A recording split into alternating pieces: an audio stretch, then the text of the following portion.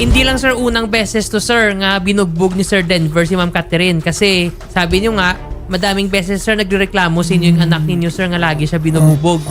Sa loob po ng 8 years, may mga time po na sinasaktan po niya ako pero yung iba po kasi hindi ko na po pinaparating sa barangay para kasi inaayos ko pa po ganyan. Pero ngayon lang po talaga ako lumapit kasi talagang malala po yung ginawa sa akin.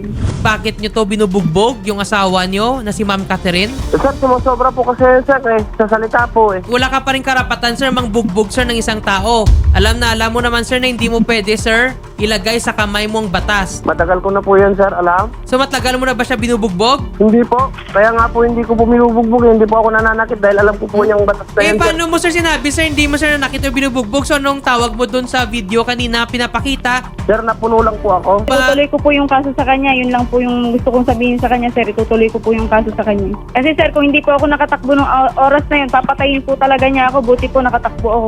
Don't worry ma'am, tutulungan po kayo tsaka sasamahan kayo ng team ng Wanted sa radyo ni Senator Idol Raffy Tulfo para po lumapit tayo sa PNP. May akyat na yan agad sa prosecutor para may sampa yung kasong vowsy laban dito kay Denver kasi pasok naman ma'am, hindi na kailangan ng marriage certificate.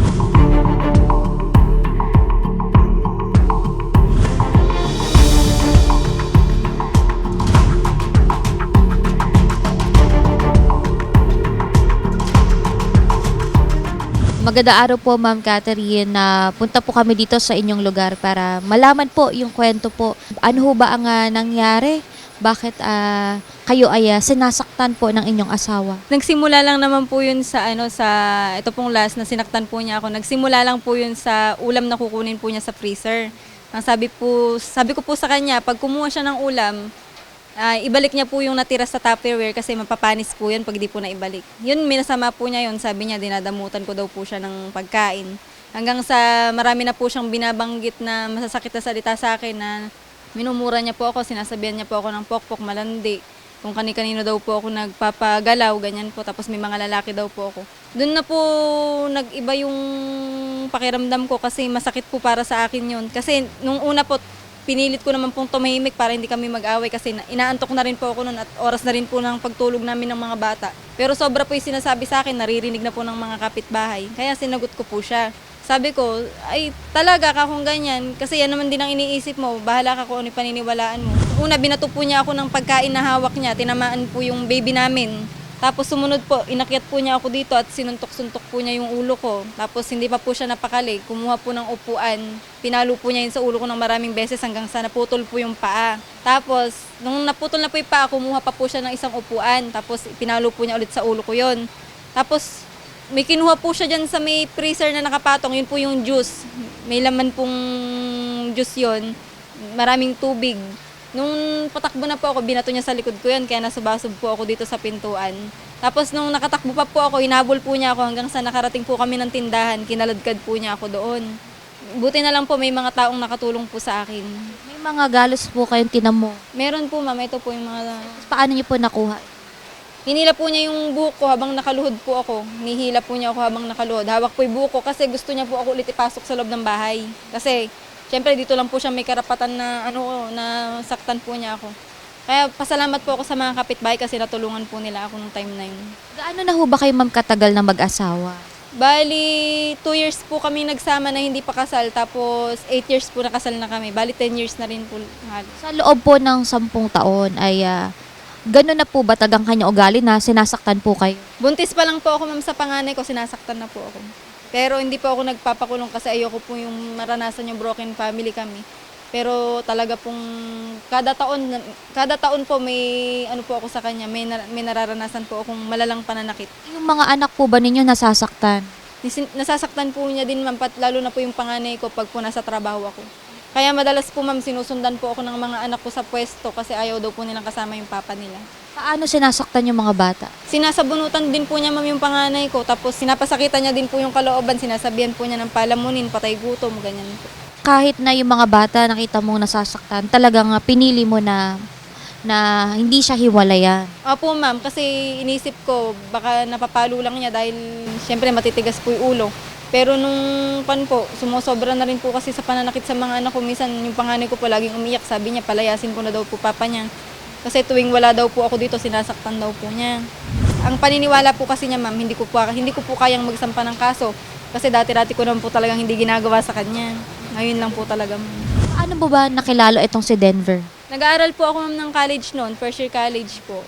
Ay, may bakery po sila dito sa palengke po ng Jones. Yun, customer po nila ako noon, ma'am. Tapos yun, doon ko lang naman po siya nakilala. Meron ka bang nais sabihin dito kay Denver? Sana magbago na rin po siya kasi wala naman pong mangyayari sana kung lagi po siyang ganun. Kasi kung magkaroon man siya ng ibang mapapangasawa at hindi siya nagbago sa akin, gagawin na naman po niya yun. Tapos, ayun, baka po mas malala pa yung mangyari sa kanya. Wala ka nang balak balikan? Wala na po, ma'am. Kasi maraming beses ko na po, ma'am, pinagbigyan. Yung mga pananakit po niya sa akin, maraming beses na po. Maliban po sa galos nyo rito, ma'am, sa tuhod mo, may ano pa ho yung mga natamo mo? Mga bukol, ma'am, sa ulo. Tapos pamamanhid po ng ulo. Tapos dito po sa may, balakang, may sugat po. Nagkaroon po ng sugat.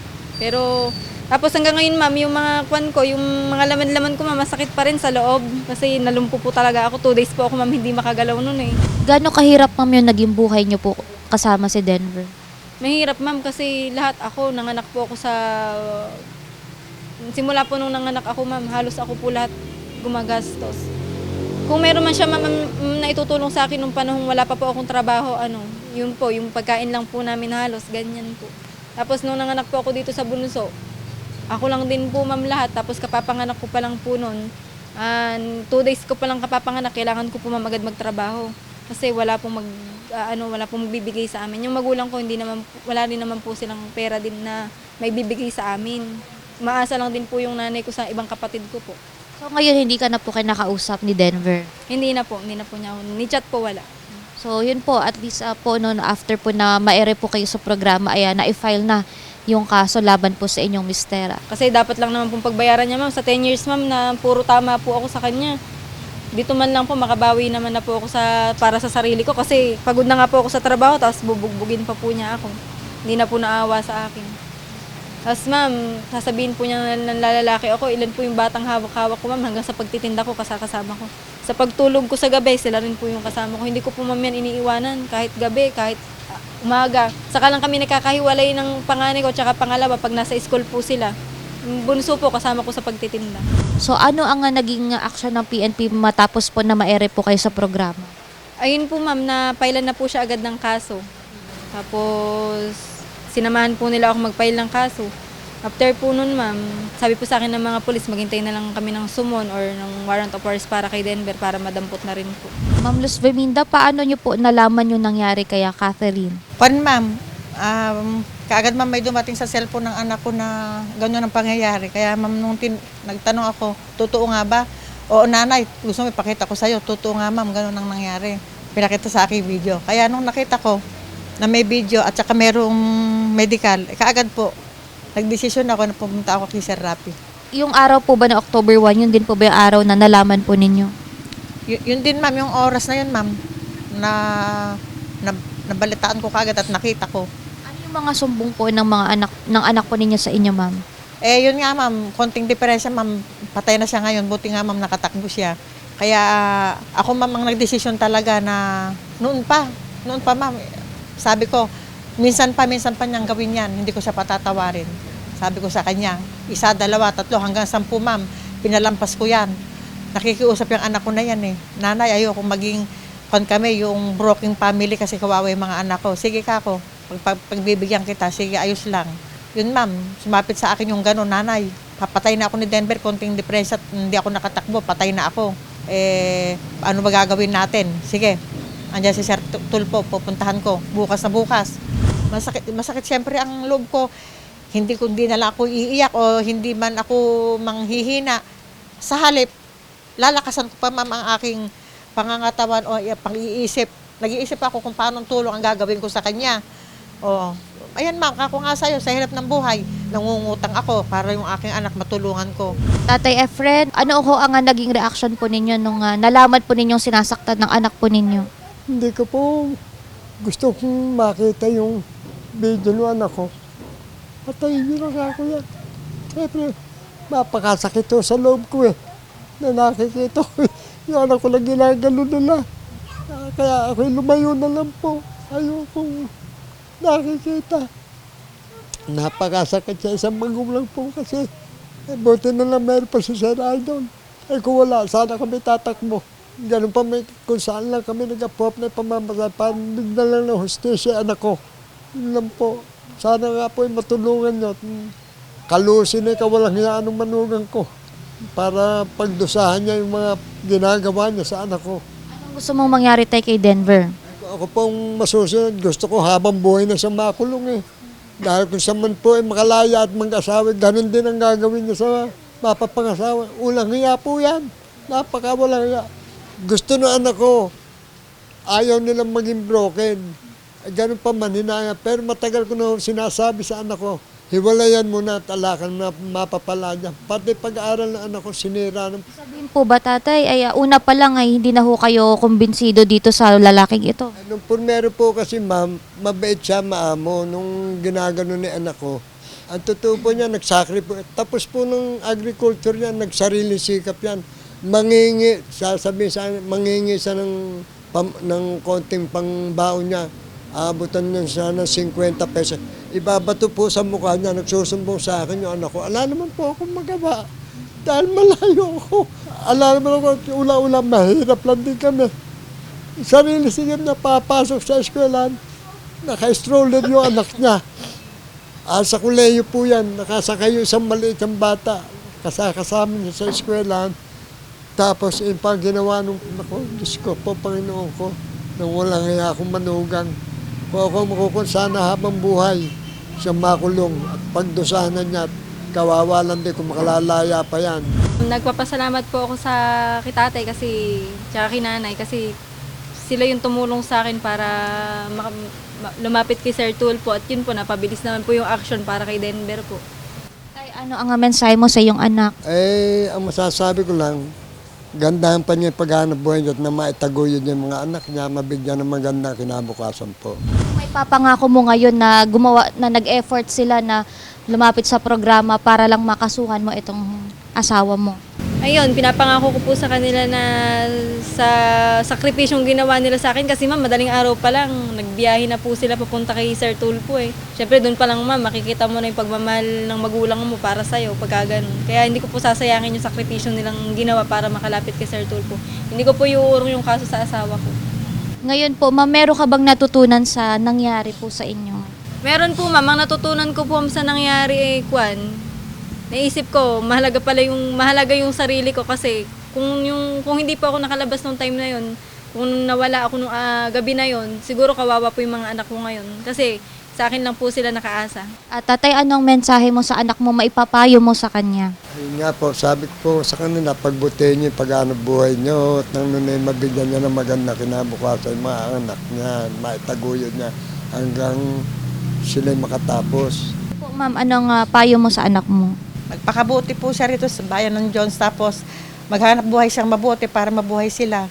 Pag-igihan niyang paghahanap buhay, pag-aralin niya yung mga anak niya. Total naman ma'am, nag-aaral din po talaga sila kahit nawali asawa niya. Siguro po, pagka siya tinulungan ni Sir Tulfo, mas matutuwa po ang kalooban niya dahil maalagaan niya po lalo yung mga anak niya, mapag-aaral niya, mapapaayos niya po yung kanyang paninda, pag-iigihan niya po yung kanyang mga pagpipera, mga negosyo niya.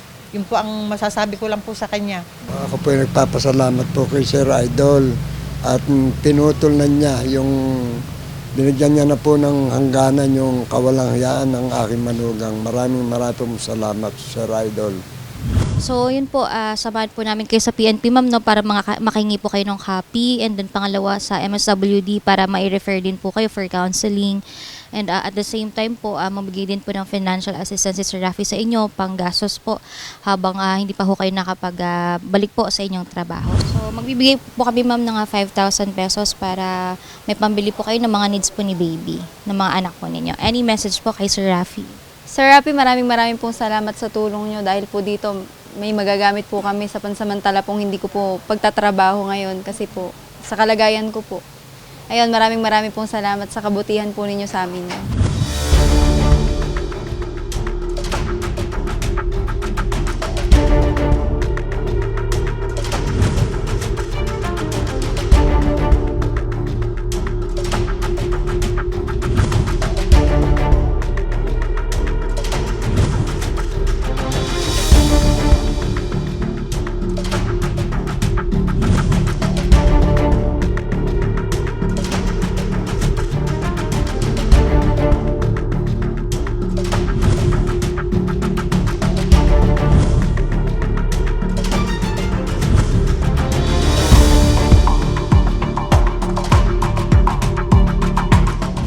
po ang maaring maitulong po ng MSWD dito po sa case ni Ma'am Catherine na siya po ay sinaktan ng kanyang asawa at yung kanyang mga anak? Actually, ma'am, nung nandito na siya noong October 2, nakapag-conduct na kami sa kanya ng counseling at yung mga at in-offer namin sa kanya na mag-stay dito muna. At we will assist her for temporary protective custody.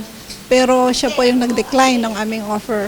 Although ngayon, ma'am, pwede namin siyang bigyan, ma'am, sa aming women welfare program na budget, ma'am, pwede namin siyang mabigyan ng 5,000 na startup capital or pwedeng i-augment dun sa kasalukuyan niyang livelihood ngayon, ma'am. And then dahil na-post na yung case, ma'am, kahapon na-file na yun ng PNP yung case, pwede namin siyang mabigyan ng 3,000 na transportation assistance to attend a court hearings every 3 months yun, ma'am, sa aming AIX. Papasalamat po ako sa MSWD kasi isa rin po sila sa tutulong sa amin ng mga anak ko para sa mga pangangailangan namin kung sakali pong sumapit po yung hearing naming mag-asawa. Pinapangako ko po na hindi ko po sasayangin yung mga tulong nila sa akin na yung mga lahat po ng abalang nagawa namin sa kanila. Itutuloy ko po yung kaso sa asawa ko. Ayun po, salamat po. Nagpapasalamat po ako sa una-una po kay Sir Tulfo, tapos sa mga tumutulong po rito po sa DSWD, mga polis. Salamat po. Po, ma'am, no, sa pag-assist po sa complainant at hopefully po ay tuloy po nila na hanggang sa magkaroon po ng resolution yung kaso ay hindi po nila bibiguin po yung pangako po nila po sa atin at sa inyo pong opisina. Thank you so much. Yes, ma'am. Thank you, ma'am. At yun po, lagi pong bukas ang aming opisina, ma'am, para sa mga ganitong problema po sa ating mga kababaihan at sa ating mga bata. Ito po yung ating mandato at patuloy po tayong tutulong, ma'am, sa ating mga constituents. Sir Rapi, maraming pong salamat at ngayon po naituloy na po namin yung kaso laban po sa aking asawa sa kaso pong Bausi. At nangangako naman po yung MSWD na tutulungan po nila kami pag sumapit po yung hearing po naming mag-asawa. At bibigyan din po kami ng MSWD ng financial assistance sa araw pong hindi po ako nakapagtrabaho. Thank you po ng madami. Salamat sa'yo, Idol Rapi